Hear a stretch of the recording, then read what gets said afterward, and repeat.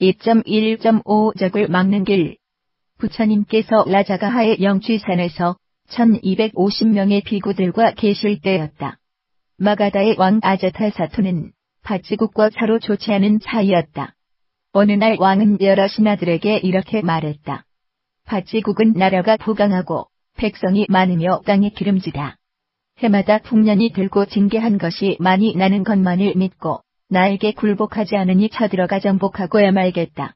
왕은 바라문 출신인 어진 신하 우사에게 자기 대신 부처님을 찾아뵙고 가르침을 받아오도록 분부했다. 우사는 500대의 수레에 기마 2000마리와 부하 2000명을 데리고 영축산으로 향했다. 그는 부처님을 뵙고 공손히 꿇어앉아 여쭈었다. 마가다의 왕 아자타사토는 부처님께 머리 숙여 거처가 편안하고 기력이 좋으신지 안부를 물으셨습니다. 부처님은 대답하셨다. 고맙소. 왕과 온 백성들과 당신도 평안하십니까? 우사는 찾아온 뜻을 말했다.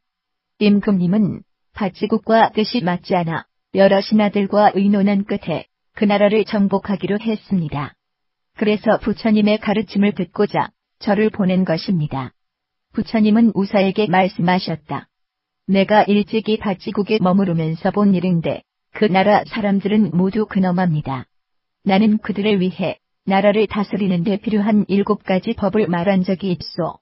만일 지금도 그것을 실행하고 있다면 날로 더욱 흥할지언정 쇠약해지지는 않을 것입니다. 우사는 합장을 하고 간절한 마음으로 여쭈었다. 그 7가지 법을 들려주십시오. 어떻게 실행하는 것입니까? 부처님은 아난다에게 말씀하셨다. 아난다, 너는 바치국 사람들이 자주 모임을 가지고 바른 일을 서로 의논하여 몸소 지킨다는 말을 들은 일이 있느냐? 그렇다고 들었습니다. 부처님은 다시 아난다에게 말씀하셨다. 그렇다면 어른과 젊은이들은 서로 화목하여 갈수록 흥할 것이다.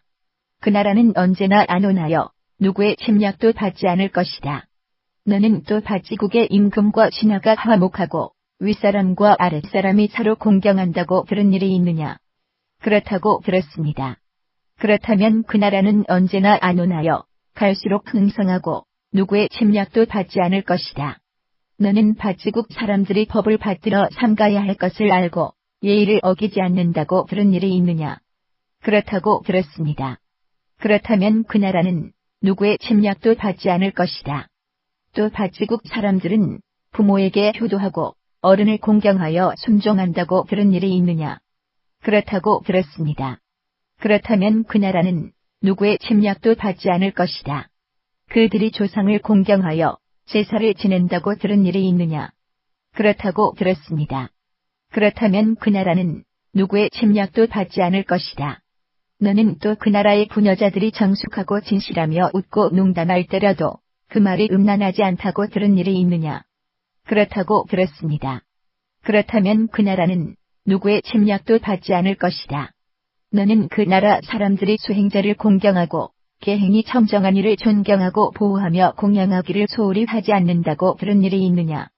그렇다고 들었습니다.